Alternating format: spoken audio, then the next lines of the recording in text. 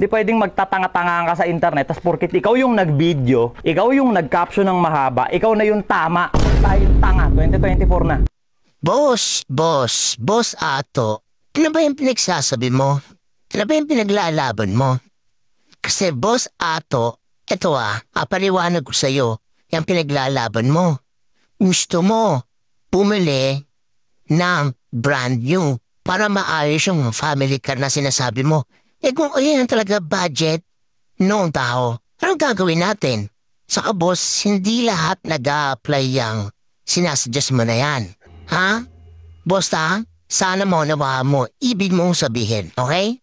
Ito yung take ko dyan sa issue na yan bilang isang consumer ng second hand na sasakyan. Take ko sa issue na yan bilang consumer at tumatangkilik ng mga second hand na sasakyan. Ganito lang kasimple yan. Isipin mo, bibili ka ng family car, diba? Family car. Tapos ang budget mo below 200,000. Family car below 200,000.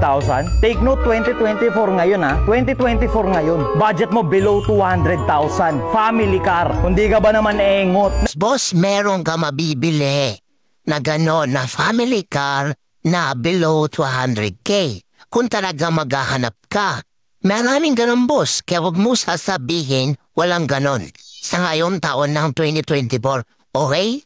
Meron ganon. Nag-umpisa kasi yung issue nung may nakabili sa kanya ng family car, 160K.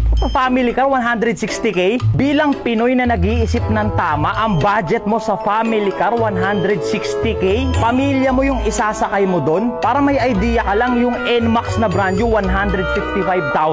Tapos bumili ka ng sasakyan na ang halaga, halos kapresyo lang ng motor. Safety ng pamilya mo, kasi nga family car Safety ng pamilya mo yung nilagay mo sa kompromiso. Boss Nato, Ato, ano man tawag sa'yo?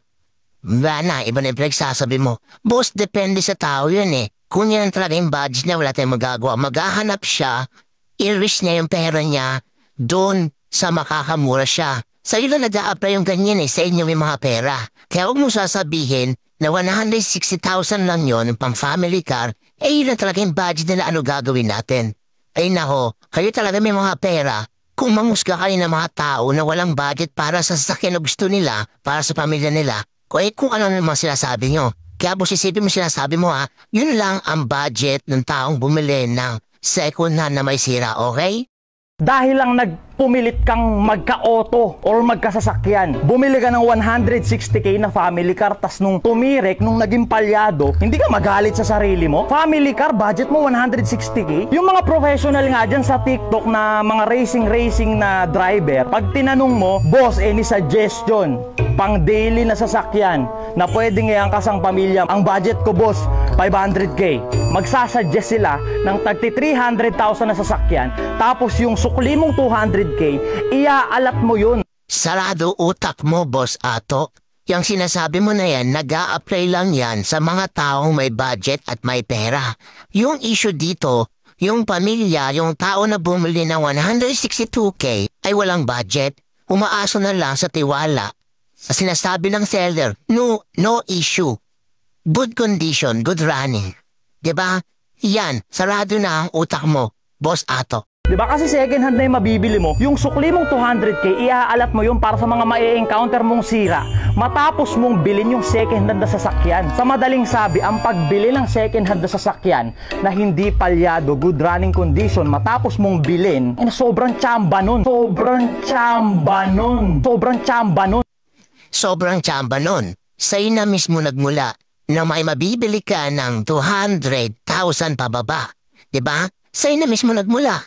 Meron ganon. Kaya depende na lang sa seller kung honest ba siya, sasabihin niya yung issue ng item na binibenta niya, yung kotse yung binibenta niya or sasakyan na binibenta niya, kung anong issue. Kung malaki ba yung gagastusin, syempre yung buyer, tatanggi yun. Kasi nga, sasabihin ng seller na may issue yun, malaking gagastusin. Pwedeng tumanggi yung buyer na yon doon sa seller, di ba? Ang point dito, hindi sinabi ng seller yung talagang issue na sasakyan. Kaya nagka-problema sila. Nagets mo na, Ato, Boss Ato, di ba? Sa'yo na mismo nagmula.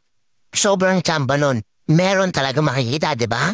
Ang issue dito, maging honest sa mga buyer, ang seller. Okay, Ayaw ko nang tapusin yung video mo. Tapos na yung gusto kong sabihin sa'yo. Boss Ato. Okay?